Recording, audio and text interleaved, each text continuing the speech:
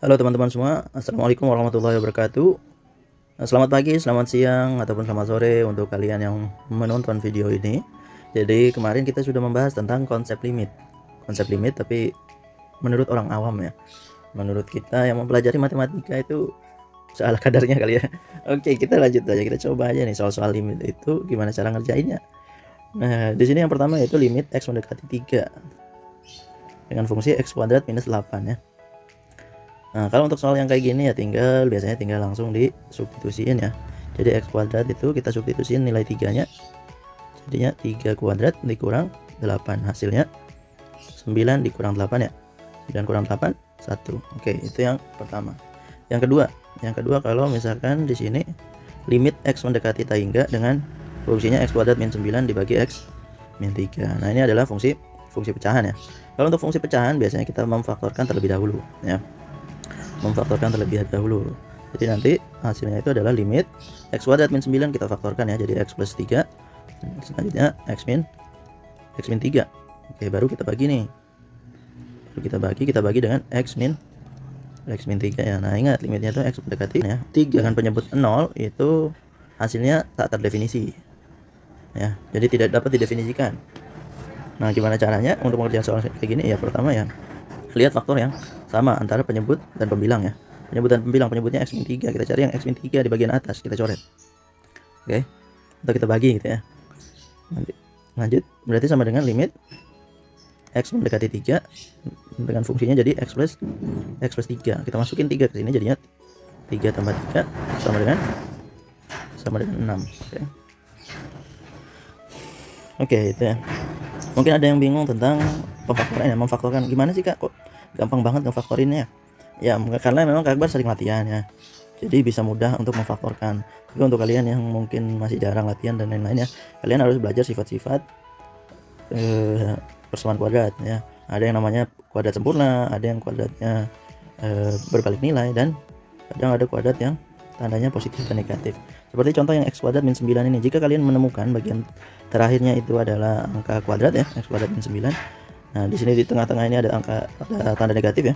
Itu langsung aja. Jadi 9 itu akarnya berapa? Akarnya kan 3 ya. Positif dan negatif sebenarnya kan. Bisa 3, bisa negatif 3. Makanya difaktorkannya itu jadinya x plus 3 dan x min 3. Oke. Nah, contoh lagi misalnya x kuadrat minus 25. Berarti dengan memfaktorkannya jadinya apa? X plus 5 dikali x min 5 ya. Nah, itu memfaktorkan. Nanti kita bahas di video selanjutnya ya, untuk memfaktorkan itu gimana caranya, tipsnya kayak gimana sih biar semua kalian itu bisa memfaktorkan ya. Oke, kita lanjut aja ke soal yang selanjutnya. Yaitu di sini ada limit x mendekati 2 dengan x kuadrat minus 3x plus 2. Nah, ini juga kan memfaktorkan ya. Oke, gimana caranya? Yang pertama dilihat dulu, di sini ada x kuadrat minus 3x plus 2 dan yang di bawah akar x min 2. Nah, kalau kalian masih bingung juga, pasti nanti di atas ini ada faktor x min 2. Kenapa? Karena ingat, kalau di bawah itu nggak boleh ada setelah disubstitusi, nggak boleh ada penyebut yang nilainya 0 ya. Kalau kamu masukin 2 kan 2 kurang 2 hasilnya 0 nih. Nah, berarti di atas itu pasti ada faktor x min 2. Oke. Nah, caranya ya udah kita coba tulis aja x min 2 gitu ya. Nah, tapi limitnya jangan dilupain ya. Kabar kadang biasanya kalau misalnya ngerjain soal limit ya, dengan cepat itu biasanya limitnya kabar nggak tulis ya. Tetapi kan untuk mempelajarinya dengan konsep yang benar itu kayak gini. Nah, di sini x kuadrat min 3x plus 2 itu kita faktorkan jadi x min 2 x min 1. Nah, kenapa dapat kayak gini? Itu yang pertama ya, tadi itu harus ada x min 2 nya. Terus yang bagian kanan kenapa bisa x min 1? Jadi gini, kalau untuk memfaktorkan caranya gini ya. Ingat, lihat angka belakang. Untuk yang depan atau koefisien x kuadratnya itu adalah 1, yang dilihat di bagian belakang. Yang di bagian belakang itu 2 kan. Ingat kalimat ini, berapa kali berapa? Yang hasilnya di belakang. Yang hasilnya berapa? Di belakang angka berapa? Angka 2. Yang hasilnya 2 berarti. Terus tengah-tengahnya min 3 ya. Kalau dijumlah atau selisihnya, selisihnya 3. Jumlah minus 3 ya kalau di sini ya. Ya udah, kita coba. Dan di sini min 2 nih.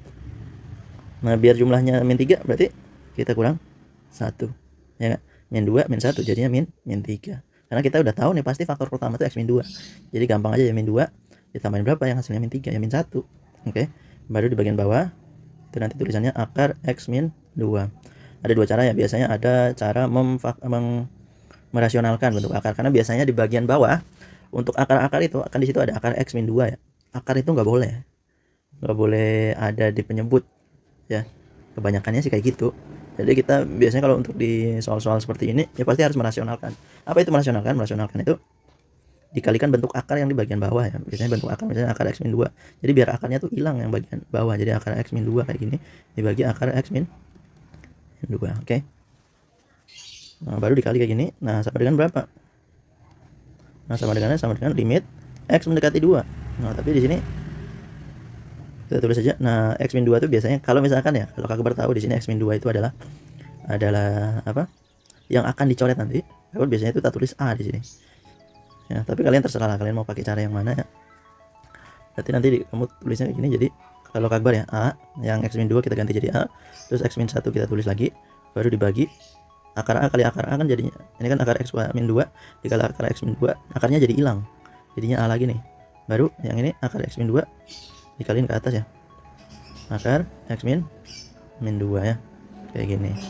Nah, akar x min 2 itu berapa? X min 2 berarti kan 2 kurang 2 ya, berarti 0 tuh.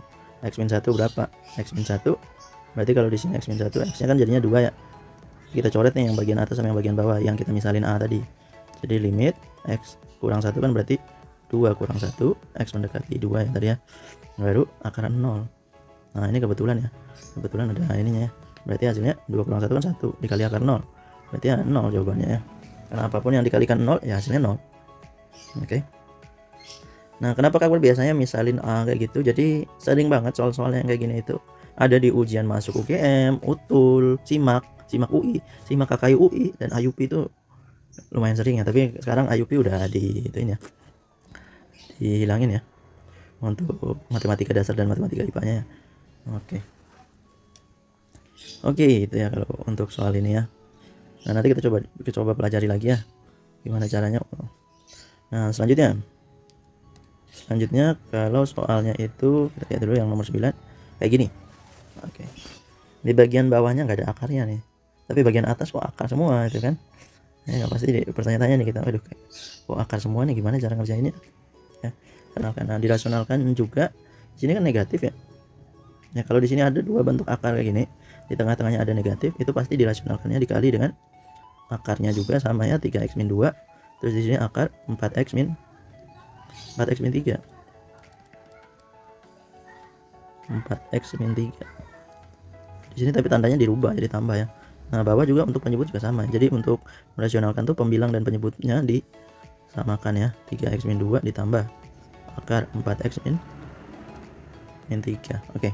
Nah, setelah itu kayak gimana? Setelah itu di sini dianggapnya ini kan kalau kayak gini ya konsepnya ya. Ini akar-akarnya tuh langsung hilang ya. Yang bagian atas jadinya 3x min 2 ya. Kita tulis kayak gini. Terus kanannya 4x min 3. Oke, tengah-tengahnya itu wajib negatif. Wajib nih. Oke.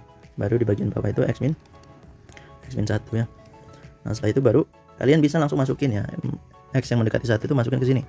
Ke nilai yang bagian bawah. Karena di bagian bawah itu otomatis pasti hasilnya itu bukan 0. Jadi kan kalau untuk menyebut 0 itu yang kita harus waspadai ya.